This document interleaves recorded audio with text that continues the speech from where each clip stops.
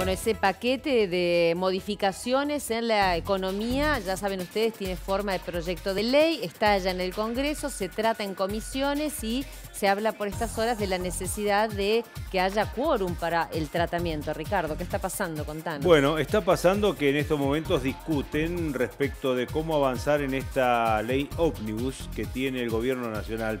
¿Cuántas veces hemos visto este tipo de situaciones que se han dado en el Congreso de la Nación en distintos gobiernos, ¿no? Muchísimas. Cuando los gobiernos acceden a la gestión, automáticamente lo que envían son proyectos, y sobre todo toca en épocas extraordinarias, de ley para poder resolver algunas cuestiones necesarias. Está hablando Leopoldo Moró, esto es en vivo, está ocurriendo ahora en la comisión. Escuchemos lo que dice Leopoldo Moró. La gente que los votó a ustedes los va a repudiar porque también quieren que la Argentina arranque de una vez por todas. Diputado, por favor, concéntrese en las preguntas del ministro, así podemos avanzar. Bueno, esto es lo que está pasando, ¿no? En este momento están los ministros del Ejecutivo Nacional dando a conocer en qué consiste el proyecto de esta ley ómnibus que busca, por un lado, una ley denominada como solidaria por el gobierno, pero a la vez también para reactivar la economía. Esto es lo que entiende el gobierno que va a ocurrir una vez que se logre definitivamente este programa,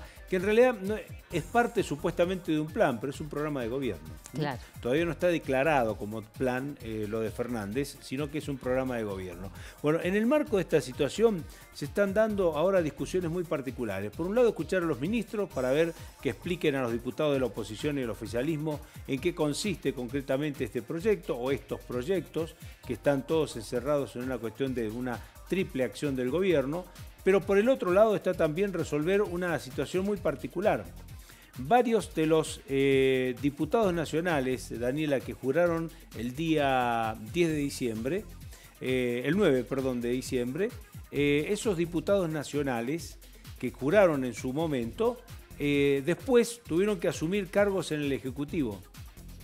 Entonces dejan el lugar vacante a otros diputados que están en la lista y que deben asumir su cargo, que son del oficialismo. Sí, se ha hecho tantas veces. Eso también tiene historia en la Claro, Argentina, entonces, ¿no? como han asumido cargos en el Ejecutivo, entonces estas personas que tienen que suceder a ellos y ocupar esa banca pertenecen al oficialismo.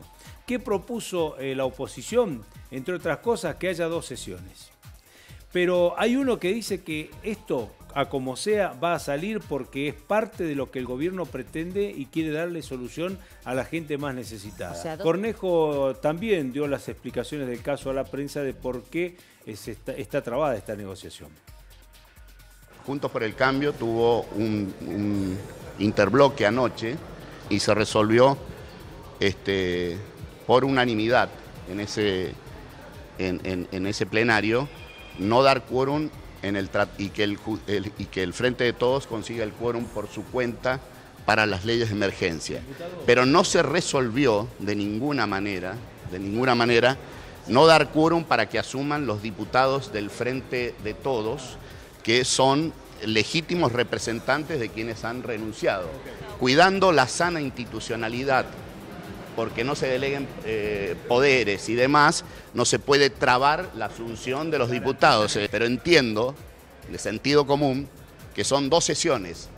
Una es para tomar juramento, que por otra parte era una sesión que correspondía el miércoles pasado, ustedes recuerden, y el presidente de la Cámara, Massa, la suspendió, no sé por qué razón. Todo lo que las concesiones que se puedan lograr en una república y funcionando en el sistema republicano son positivas, porque no hay que estar abierto, no hay que rechazar negociaciones, para eso es el Parlamento justamente. Es bueno que se elimine ese artículo 85, pero también hay otros artículos que son infinitamente tan conflictivos como ese, como el artículo 1, que es muy superior en materia de emergencias, es muy superior, muy superior a lo que se hizo en el 2002, ¿no? Es un artículo mucho más amplio,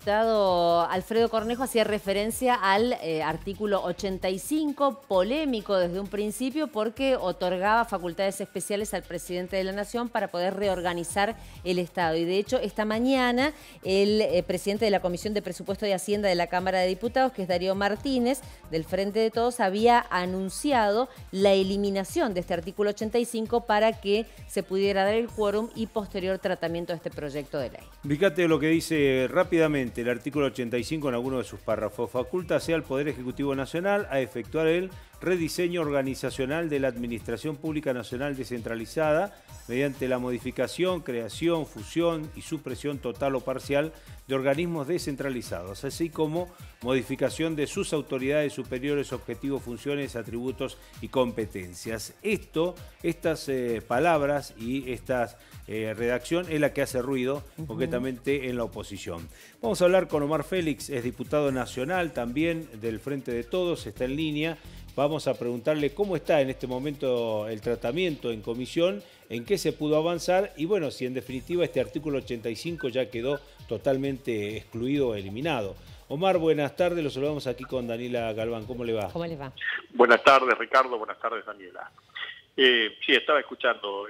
A ver, el artículo 85 ha quedado totalmente eliminado, no así la intención de reestructurar el sistema de los entes descentralizados del gobierno nacional. Esto fue un compromiso de campaña del presidente en cuanto justamente tratar de llevar hacia el interior muchos de los organismos que hoy funcionan en la capital federal, pero que se vinculan directamente a las economías regionales o a los intereses de la provincia.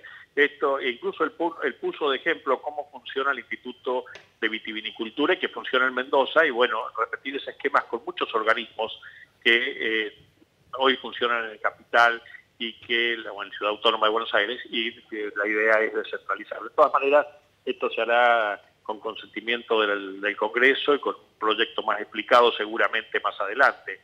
Lo que yo quisiera marcar, Ricardo, es que esto es realmente un proyecto para un país que está en emergencia, este proyecto que se ha presentado, y que tiene ya de origen una diferencia fundamental que quiero marcar con el gobierno que terminó su mandato hace unos días. Miren, el primer proyecto que envió el expresidente Macri al Congreso fue para pagarle a los fondos buitres.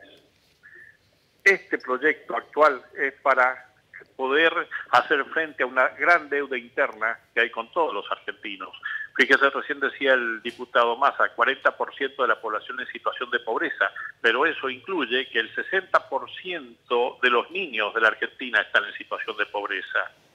Y hay muchísimos indicadores que han ido dando los ministros y que van a seguir dando durante el día que justifican o dan razón a este proyecto para que el Ejecutivo pueda tener herramientas para hacer frente a una situación real de emergencia que tienen todos los argentinos, los sectores productivos, los que menos tienen, nuestros jubilados. Ahora, sí. Diputado, pero en realidad, más allá del artículo 85, ¿hay algún otro artículo que otorgue superpoderes o estos denominados superpoderes que tanto teme la oposición al presidente de la Nación? No, mire, a ver, cuando se habla de una emergencia, indudablemente se otorgan una ampliación de facultades de acuerdo, como dice el primer artículo de la ley, en función de los términos del artículo 76 de la Constitución Nacional. Acá no hay, no se da la suma del poder público como quiere de alguna manera expresar la oposición. Y la verdad que no es el fondo del debate. El tema es el gran problema que tenemos todos los argentinos. Fíjese que el 2020 son 37.000 millones de dólares que va a haber que hacer frente y esos recursos no están. Se ha recibido una Argentina absolutamente endeudada en todos sus estamentos, incluso en muchas provincias, como Mendoza, por ejemplo, que es donde la deuda creció de 15.000 millones a más de 70.000. Y hay que hacer frente a eso. Pero además hay que hacer frente a la deuda interna, que es lo más grave. Entonces, el Ejecutivo Nacional tiene que tener las facultades para poder renegociar con los organismos multilaterales de crédito, esta gran deuda que ha sido tomada en estos años, este gran compromiso que condiciona el desarrollo y de todas las economías, no solo las regionales, sino de la economía nacional, pero también las condiciona a nuestros jubilados, a los más humildes, a los que menos tienen, quitando la posibilidad de salir de la situación en la que se encuentra el país. Diputado, por último, y una cuestión breve, por una cuestión de tiempo, ¿qué va a pasar entonces? ¿Va a salir o no va a salir esta ley? ¿Se va a tratar o no se va a tratar mañana?